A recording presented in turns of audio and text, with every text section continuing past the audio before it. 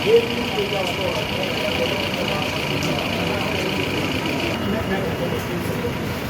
Card हो गया DC office.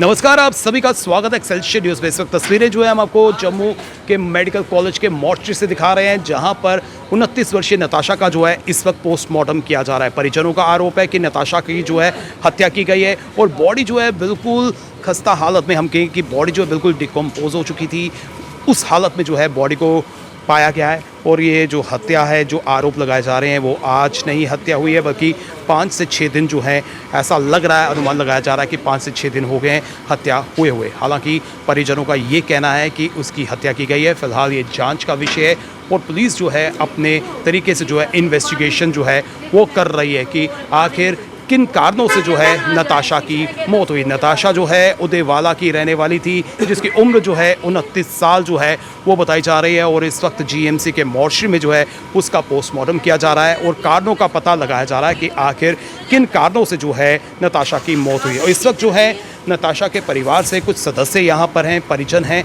आइए इन्हीं से जानने की कोशिश करते हैं कि क्या है पूरा मामला। भैया, क्या नाम है आपका? मेरा नाम सर संदीप कुमार है। क्या लगते हैं नताशा? मैं नताशा का मामा हूँ सर। क्या हुआ है नताशा को? नताशा के साथ सर मुझे कल के 3:30 बजे कॉल आती है।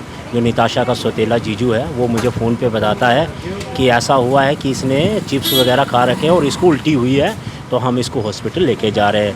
तो मुझे नहीं लगता कि ये बच पाएगी। ये अकॉर्डिंग है हमारे दीपक कुमार की। तो दीपक कुमार कौन है? ये नताशा का जीजू, सौतेला जीजू। तो उसकी अकॉर्डिंग है कि ये ऐसा हुआ है। तो हम फिर कल वहाँ डोडा से यहाँ के लिए निकलते हैं। जब हम यहाँ पे पहुँचे तो हमने देखा कि हमारी जो भांजी है वो यहाँ पे डेड बॉडी उसकी पड़ी हुई है जीएमसी में, बख्शी नगर में। तो हम यहाँ पे पहुँचे तो हमने कहा कि सर इसका जो है मेडिकल हुआ या नहीं हुआ अभी लड़की का। तो उसके बाद जैसे इन्होंने बताया कि जब तक पुलिस यहाँ पे नहीं पहुँचेगी तो तब तक लड़की का मेडिकल नहीं होगा जब तक पुलिस प्रशासन यहाँ पे नहीं आती है। तो फिर उसी टाइम में अपना दोबारा से जो है हमारे आईओ साहब हैं वो यहाँ पे पहुँचते हैं। आकर तो उन्होंने बोला कि डेड बॉडी का, मैंने कहा सर आप कौन हो? मैंने कहा सर मैं लड़की का भांजा हूँ, तो मेरी भांजी जो है वो मर गई है, तो उसके लिए हम यहाँ पे आए। मैं ये एक्चुअल जानना चाहता हूँ कि जो उसकी जो एक्चुअल रिपोर्ट है वो क्या है, कैसे मरी है, वो किन स्थिति में मरी, क्या हुआ मेरी भांजी के साथ। और जब आपने डेड बॉडी देखी उस पर कोई निशान वगैरह थे? तो जब मैंने डेड बॉडी को देखा सर, तो डेड बॉडी देखने के लायक नहीं थी। डेड बॉडी देखने के लायक नहीं थी। यहाँ से इंजर्ड भी हुई थी और यहाँ पे कुछ जले हुए का निशान भी थे। मतलब वो ब्लड जैसा आ रहा था, मुंह भी पीछे दबा हुआ था, काफ़ी ब्लड निकला हुआ था। तो उसके बाद जैसे ही मेडिकल के लिए जो डॉक्टर एक साहब यहाँ पे थे वो और आईओ साहब जैसे अंदर जाते हैं, उन्होंने कहा कि आप लोग बाहर जाओ, हमें थोड़ा मेडिकल करना। तो हम बाहर आ जाते हैं और 2 मिनट के बाद हमें प्रशासन की तरफ से ये सुनने को मिलता है कि इस डेड बॉडी को वापस वहीं पर रखा जाए। तो हमने पूछा जब डॉक्टर साहब से, आईओ साहब से, मैंने कहा सर क्या हुआ कि जो मेडिकल अभी इस टाइम आप नहीं कर रहे हो? बोला ये जो डेड बॉडी है ये लगता है कि 4-5 दिन पहले से मरी हुई है, इसके लिए हमें डीसी साहब को एप्लीकेशन लिखनी पड़ेगी, परमिशन लेनी पड़ेगी, जिसमें से कम 4-5 डॉक्टरों की टीम बैठेगी जो पूरा कंप्लीट पता लगाएगी कि इस लड़की की मौत कैसे हुई है।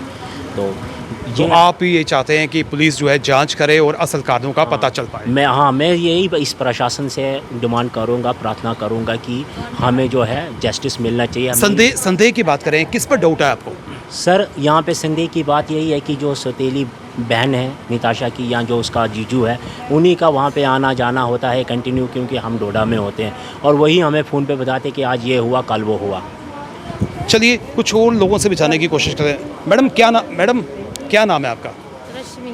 रश्मि जी, आप नताशा की क्या लगती हैं? मैं बहन हूँ। नताशा की बहन है? नताशा की मासी हूँ। नताशा की आप मासी हैं। तो नताशा जो है अकेले यहाँ रहती थी? कौन कौन यहाँ रहता था? माँ बीमार रहती थी साथ में। अच्छा। कज़न ये रहती थी, मेरी बहन उसके साथ रहती थी। हम जब भी जाते थे उधर घर में कुछ नहीं होता था, वो फाके ही होती थी। हम कुछ लेके जाते थे, वही खाते थे, उनको भी खिलाते थे। तो हम भी चले जाते थे अपने घर और वो बताती रहती थी ये हमें मारती है, ये हमें टॉर्चर करती है। कौन मारती है? ये नीतू। नीतू कौन है? क्या लगता है? उसकी सौतेली बहन है बड़ी। अच्छा, स्टेप सिस्टर है। हाँ, शादी हुई है और फिर भी वो उस घर भी उसने अपने नाम करवाया। वो इनको वो राशन देती थी, ऐसे भिखमंगू की तरह नहीं होता, वीडियो बना के राशन देती थी।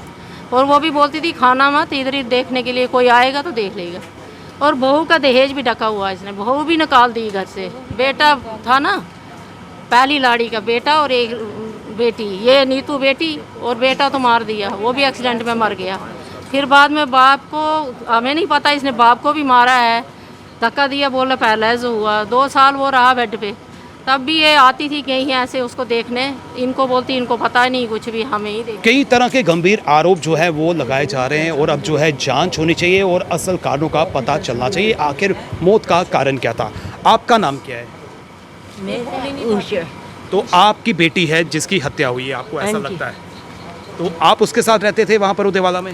हाँ जी, और कौन कौन रहता था उस घर में? दोनों, बस हम 2। आप और आपकी बेटी? हाँ जी। और जो सौतेली बेटी के बारे में कहा जा रहा है वो भी वहीं रहती थी? नहीं, त्रिकुटा का। वो त्रिकुटा नगर रहती है। हाँ जी। तो कहीं ना कहीं जो है ये मामला जो है काफ़ी गंभीर है और इस पर जो है अब तफ्तीश होनी चाहिए, जांच होनी चाहिए, इन्वेस्टिगेशन होनी चाहिए और असल कारणों का जो है पता लगना चाहिए, आखिर नताशा की मौत कैसे हुई। फिलहाल परिजन जो है ये आरोप लगा रहे हैं कि कहीं ना कहीं जो है स्टेप सिस्टर इन्वॉल्व हो सकती है, स्टेप फैमिली जो है वो इन्वॉल्व हो सकती है और कई तरह के आरोप लगाए जा रहे हैं। कहीं ना कहीं जो है पुलिस प्रशासन से हम यही अपील करेंगे कि पुलिस प्रशासन जो है अपनी कार्रवाई जो है वो तेज़ करे, जो ज़रूरी कदम है वो उठाए जाएँ ताकि इस परिवार को जो है इंसाफ मिल सके और आखिर ये पता चल सके कि आखिर नताशा की मौत का कारण क्या था। पुरुषोत्तम जी की 2 बीवियाँ थी और पहली बीवी से जो है उन्हें 2 बच्चे थे। पहले बेटे की बात करें जिसकी डेथ हो गई थी, उनकी वाइफ इस वक्त मेरे साथ है। जिस तरह से नताशा की बात करें, नताशा जो है आपकी ननद है, ठीक है, वो आपके जो ससुर जी हैं उनकी सेकंड वाइफ की जो है स्टेप, ठीक है। तो क्या ये मामला है, क्या आपके साथ भी कुछ इस तरह से वारदात हुई, किस नज़रिए से आप देखते हैं? सर मेरे को पता चला कि मोहल्ले में ही मुझे पता चला, फ़ोन आया कि तेरी जो ननंद है वो ख़त्म हो गई है। मैंने पता किया, वहाँ पे मोहल्ले से पता किया, वो कहते हैं कि उसको वहाँ पे हॉस्पिटल ले गए हुए हैं। फिर मैं इधर से चलते हुए इधर के लिए आई। आरोप जो है स्टेप सिस्टर पर लग रहा है, यानी कि नीतू पर लग रहे हैं। नीतू जो पहले जो फर्स्ट वाइफ है उनकी एक बेटी है। सर मेरे को भी उन पे ही डाउट है, क्योंकि मेरे को भी 10-11 साल हो गए बाहर आए हुए, बाहर अपना मैं गुजारा कर रही हूँ। तो इन्होंने मेरे को बाहर कर दिया हुआ था, मेरे को अंदर नहीं आने देते थे, नताशा से मिलने नहीं देते थे। मतलब कि जब से आपके हस्बैंड की डेथ हुई है उसके बाद आपको घर से निकाल दिया गया और मेरे ससुर को भड़काया गया। मेरा ससुर भी चला गया, उसको भी नहीं मिलने दिया मेरे साथ, वो भी। और उससे सारी जायदाद प्रॉपर्टी सुनने में आ रहा है कि 4-5 महीने से पहले इसने प्रॉपर्टी अपने नाम की हुई है। मुझे भी उसका भी डाउट है मुझे, तो ये प्रॉपर्टी को लेके शायद उस लड़की को मार नहीं दिया हो। आपको भी लगता है जो आरोप लग रहे हैं सही आरोप लग रहे हैं? मुझे तो सही लग रहे हैं, क्योंकि ज़्यादा बात प्रॉपर्टी को लेके थी। मेरा सारा सामान, गहने, सोना चांदी, जब मैं उधर से आई थी मैं कपड़े में आई हुई थी, सब सामान इन्होंने, नीतू ने जब्त किया हुआ अंदर। तो मेरे को बोलती है कि घर नहीं आना तूने, तेरे को एंटर का वो लगा हुआ, तू नहीं आ सकती घर में, तेरा उधर कोई लेना देना नहीं है। मुझे भी मार मोड़ के घर से बाहर निकाला गया। तो आप देख सकते हैं कि नताशा जो है सेकंड वाइफ की बेटी है और कहीं ना कहीं जिससे हम बात कर रहे थे ये जो है फर्स्ट वाइफ के सन की वाइफ हैं और सन की जब डेथ हो गई थी उसके बाद जो है इन्हें भी घर से निकाल दिया गया था। कहीं ना कहीं जो है प्रॉपर्टी का जो है वो भी बताया जा रहा है कि प्रॉपर्टी को हड़पने के लिए जो है ये हत्या की गई है। फिलहाल पुलिस जांच कर रही है, जांच के बाद जो है दूध का दूध पानी का पानी जो है बिल्कुल स्पष्ट होगा। नताशा की मासी मेरे साथ है, आइए इन्हें से जाने की कोशिश करते हैं। आपकी मांग क्या है? मेरी मांग यही है कि उस मकान को लगाएं ताला, क्योंकि वो उस बेटी के नाम कैसे किया, बीवी के नाम नहीं तो उसका नाम कैसे किया, उसको गवर्नमेंट ताला लगा दे बस। और साथ ही साथ में इन्वेस्टिगेशन होनी चाहिए। हाँ, साथ ही इसको सज़ा भी होनी चाहिए। इसने बड़ा सताया, बड़ा बिंदाया, कभी इनको रज के खाना मिला ही नहीं। मैं 2-3 बार आई हूँ इनके घर में, कुछ नहीं होता था उधर, राशन मैंने भर के दिया इनको, सब्जियाँ वब्जियाँ दी। मैं बड़े दूर रहती हूँ डोडा में, कहाँ मैंने उधर से रोज़ आना है। हाँ। ये मामला जो है उदेवाला का है।